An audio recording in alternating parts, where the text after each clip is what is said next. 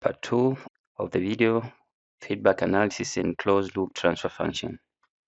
In this video, we are going to see example in Matlab.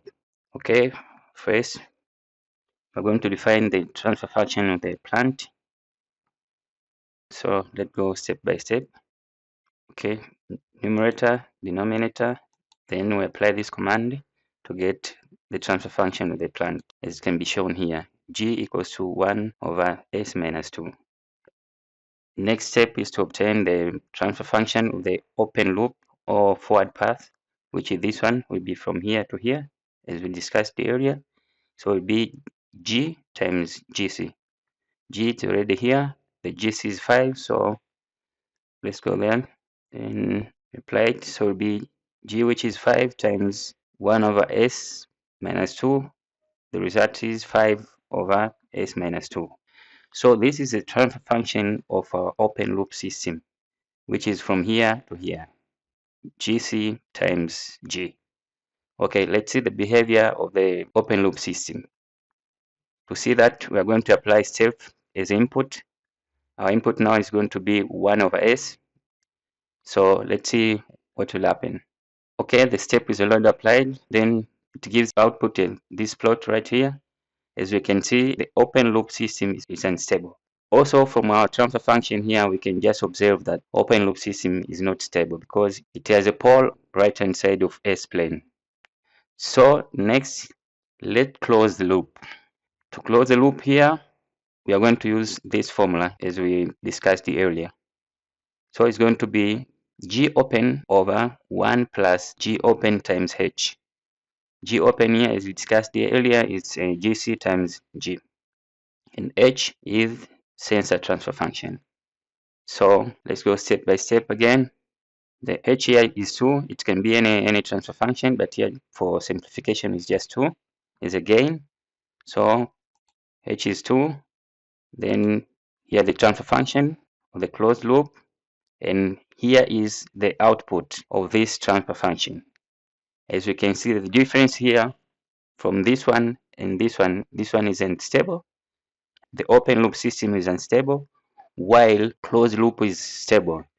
Okay, it has an error, maybe 40%, but at least it's stable.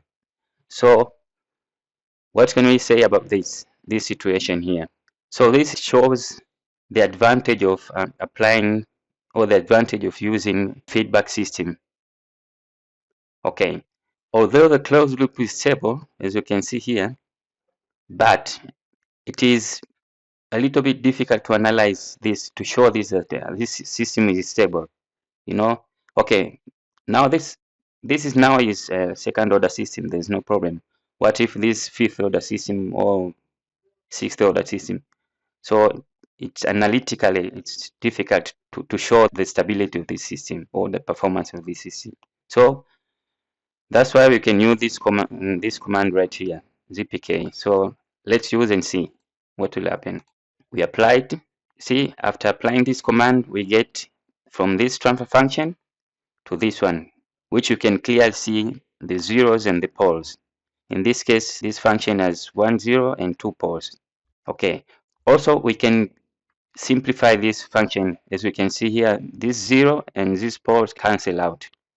That's why we can use this function right here.